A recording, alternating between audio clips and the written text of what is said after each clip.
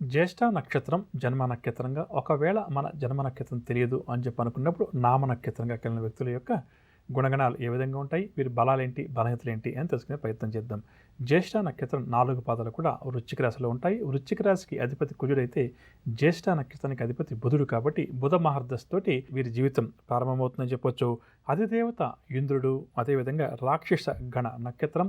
నాడి విషయానికి వస్తే ఆది నాడి, యోని విషయానికి వస్తే లేడి. ప్రధానంగా చెప్పాలంటే జ్యేష్ఠ నక్షత్ర జాతకుల యొక్క మనస్తత్వం ఏ విధంగా ఉంటుందంటే బుధ కుజగ్రహాల యొక్క ప్రభావం చేత లేడికి లేచిందే పరుగు అనే ఒక సామెత వాడుతుంటాం కదా.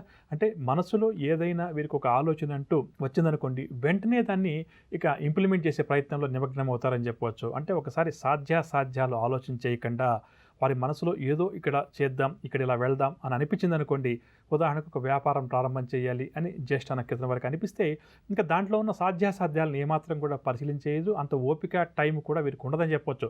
వ్యాపారం ప్రారంభం చేయాలి అని చెప్పి అనుకున్నాం, ఇక వెంటనే వారు డబ్బు చేత పట్టుకుని ఆ వ్యాపారం ప్రారంభం చేసే పనిలో నిమగ్నం అవ్వడం, ఆ తర్వాత ఏంటంటే వ్యాపారంలో నష్టాలు రావడం చేత కొందరికి దెబ్బతినడం, ఇబ్బంది పడడం అధికంగా జరుగుతుందని చెప్పవచ్చు. అంటే కొన్ని సందర్భాల్లో జాతకం బాగున్నప్పుడు వారు చేస్తున్న వృత్తి వ్యాపారంలో లాభం రావడం వేరే విషయం, కానీ ప్రధానంగా మనసులో ఆలోచన అంటూ ఏది రాకూడదు. ఒక్కసారి వీరికి ఆలోచన అంటూ వస్తే దాన్ని ఆపడం ఇంకా ఎవరి తరం కూడా కాదని చెప్పవచ్చు. దీనివల్ల జీవితంలో వీరు ఎక్కువగా ఇబ్బందులు పాలవడం అధికంగా జరుగుతుందని చెప్పవచ్చు.